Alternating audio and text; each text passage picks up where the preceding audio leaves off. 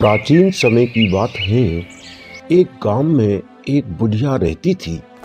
उस बुढ़िया का एक बेटा और एक बहू थी। बहू बहुत सीधी सादी थी और बेटा भी माँ की हर बात मानने वाला था। लेकिन बुढ़िया बहुत दुष्ट स्वभाव की थी। माँ, गांव में कोई काम काज तो मिलता नहीं है। मैं काम की तलाश में दूसरे गांव चला जाता हूँ। और माँ, मेरी पत्नी का आप अच्छे से ख्याल रखना, ठीक है ना माँ? हाँ बेटा, तुम बिल्कुल भी चिंता मत करना। मैं तुम्हारी पत्नी का अच्छे से ख्याल रखूंगी। उसे कोई कष्ट नहीं होने दूंगी। आखिर मेरी भी तो बहू है। अगले दिन सुबह होती है। बेटा बेफिक्र होकर काम की तलाश में दूसरे गांव चला जाता है। बेटे के जाने के बाद अब घर में बुढ़िया का ही राज था। बुढ़िया बहू को रोजाना परेशान करने लगी। महारानी अब तक सो रही है। दोपहर होने को जा रहा है। घर का काम कब करेगी? चल उठ, खाना बनाना है, झाड़ू लगानी है, बर्तन साफ करने हैं। माँ जी, आप चिंता मत करो, मैं घर का सारा काम कर लूंगी। घर के बाहर गाय भूखी खड़ी है, गाय का तुझे खाएंगी। ठीक है माँ, मैं अभी जल्दी जल्दी खाना बना देती हूँ। बहू खाना बनाने लग जाती है और बुढ़िया को खाना खिला देती है। माँ जी, घर का सारा काम कर दिया है। ठीक है, कर दिया तो अब ऐसा करो, गायों को जंगल में ले जाओ और शाम को लौटते समय लकड़ियाँ भी लेते आना। और हाँ, शाम को जल्दी से आना। बेचारी बहू सब कष्ट चुपचाप सहती रहती। सास को पलटकर कोई जवाब नहीं देती। बुढ़िया के बताए किसी भी काम को कभी मना नहीं करती। शाम होती है, बहू लकड़ी लेकर गायों के साथ घर लौटती है। आ गई महारानी, अब क्यों आई है? जंगल में ही रह लेती। इतना टाइम लगा दिया, कब से इंतजार कर रही थी। इस तरह दिन गुजरते गए। बुढ़िया को पता चला बहू गर्भवती है तो वह दुखी हो जाती है और सोचती है, कमाने वाला अकेला बेटा है, उसमें एक और बच्चा आ गया तो खाने वाला एक और बढ़ जाएगा और बच्चे की वजह से बहू कोई काम नहीं करेगी। सारा काम मुझे ही करना पड़ेगा। अब तो बुढ़िया बहू को पहले से ज्यादा सताने लगी। लेकिन बहू इतनी सीधी कि बुढ़िया को पलटकर जवाब नहीं देती। समय गुजरता गया। एक दिन बहू को प्रसव पीड़ा हुई। बहू प्रसव वेदना से व्याकुल होकर बुढ़िया के पास जाती है। माँ जी, लगता है मेरे प्रसूति का समय आ गया है। आप जल्दी धाय माँ को बुला लीजिए। इस पर उसकी सास उसको नींबू देकर कहती है, तुम्हें धाय की कोई जरूरत नहीं है। तुम उस जंगल में जाकर नींबू को खाना, तुम्हें प्रसूति हो जाएगी। पर मेरी एक बात याद रखना, यदि बेटा हुआ तो ही घर लेकर आना। अगर बेटी हुई तो उसे घर लेकर मत आना। बहू बेचारी वेदना से तड़पती रोती सास की बताए उस जंगल में गई और उसने खाया। कुछ ही पल में प्रसूति हो गई। उसने एक बेटी को जन्म दिया। बहू ने बेटी को बड़े प्यार से दुलारा और उसका नाम निम्बावती रखा। उसने जंगल में खोकर की खोज की और निम्बावती बच्ची को खोकर में रखकर उस पेड़ पर रहने वाली चिड़ियों से कहने लगी, अरे चिड़ियाओं, आज से आप मेरी बेटी का ध्यान रखना। आप ही इस बच्ची के माता पिता हो।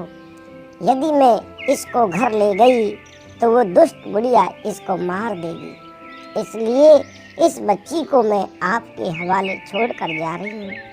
इतना कहकर वो घर वापस आ गई। जब वह अकेली घर वापस आई तो बुढ़िया समझ गई कि उसे लड़की हुई है और ये बहू उस लड़की को डर के मारे जंगल में छोड़ आई है। दुष्ट बुढ़िया उल्टा बहू पर ही दोष लगा देती है। बुढ़िया गांव में शोर मचाती है। मेरी बहू बच्चे खाने वाली डायन है, इसने जिसको जन्म दिया उसी को मार दिया। बहू ने उसकी बात को अनसुना कर दिया और बहू इस बात से खुश थी कि उसकी बच्ची जिंदा है।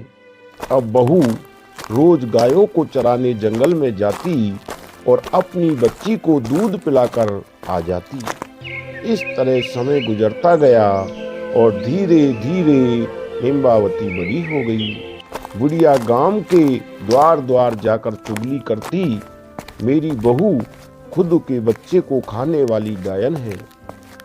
बुढ़िया अब रोज इस तरह पुकारती तो लोगों को लगने लगा कि हो सकता है बुढ़िया सच कह रही हो, तो लोग डर के मारे अपने बच्चों को घर के अंदर बंद करके रखने लगे।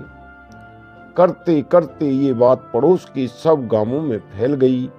बुढ़िया का बेटा जिस गांव में काम करता था उस गांव में भी ये बात पहुंच गई।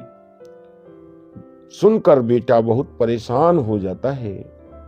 इधर गांव में होता है कि खबर राजा के कानों तक पहुंचती है। राजा सिपाही भेजकर बुढ़िया को दरबार में बुलाता है और बात की छानबीन करता है। तब बुढ़िया मिर्च मसाला लगाकर राजा से कहती है, क्या बताऊं महाराज, मेरी बहू तो बच्चे खाने वाली चुड़ैल है, चुड़ैल। उसने मेरी पोती को जिंदा खा लिया है। ये सुनकर राजा क्रोधित हो जाता है। सिपाहियों, चौराहे पर एक सूली लगवा दी जाए और बुढ़िया की बहू जहाँ कहीं भी हो वहां जाकर उसे तुरंत दरबार में लाया जाए।